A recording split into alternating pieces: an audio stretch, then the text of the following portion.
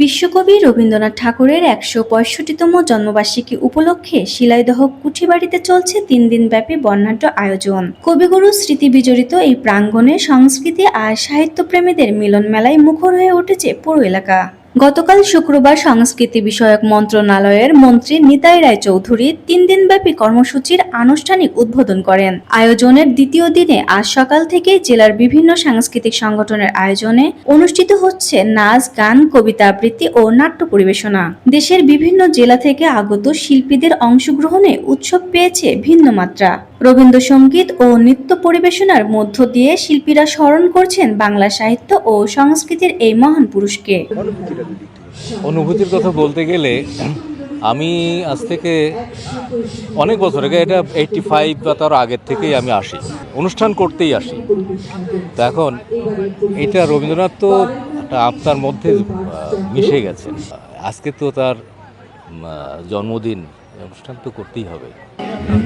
না, সেরকম ভয় কাজ করে না, কারণ আমরা অভ্যস্ত এর উপরে, সেজন্য ভয় লাগে না, ভালো লাগে, ভালো লাগে। এখানে আসতে পারাটাই আসলে অনেক বড় পাওয়া, যেহেতু সবাই এখানে আসার সুযোগ পায় না। আমরা পেয়েছি শিল্পকলা একাডেমির, আমাদের দৌলতপুরে যে শিল্পকলা একাডেমি, ওখান থেকে আমরা এখানে আসার পারফরমেন্স করার সুযোগটা পেয়েছি। আর তার থেকে বড় কথা, বিশ্বকবি হিসেবে আমাদের রবীন্দ্রনাথ ঠাকুরের যে বাংলাদেশের মধ্যে এত সুন্দর, এত বিশাল বড় করে এত প্রসারে এই অনুষ্ঠানগুলো পরিচালনা করা হয়, আর আমরা সেখানে যোগদান করতে পেরেছি, অনেক ভালো লাগছে। আসলে কুমারখালী উপজেলাতেই তার বাস ছিল। কুমারখালীর মানুষের মধ্যে মানে পূজা, ঈদ হলে যেরকম আনন্দ হয়, এই 25শে বৈশাখ হলে মানুষের মধ্যে সেরকম একটা আনন্দ জেগে ওঠে যে হ্যাঁ, 25শে বৈশাখ আসছে, আমরা যাব।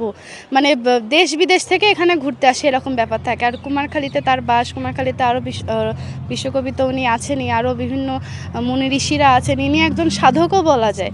তো এখানে বসে তিনি সাধনা করেছেন, আমাদের পাশে তিনি আছেন, মানে এটা আমাদের কাছে অনেক বড় বিষয়। আগত শিল্পীরা জানান, রবীন্দ্রনাথ তাদের শিল্পচর্চার প্রধান অনুপ্রেরণা। তাদের ভাষায় রবীন্দ্রনাথ শুধু একজন কবি নন, তিনি বাঙালির অনুভূতি, চেতনা ও সংস্কৃতির অংশ।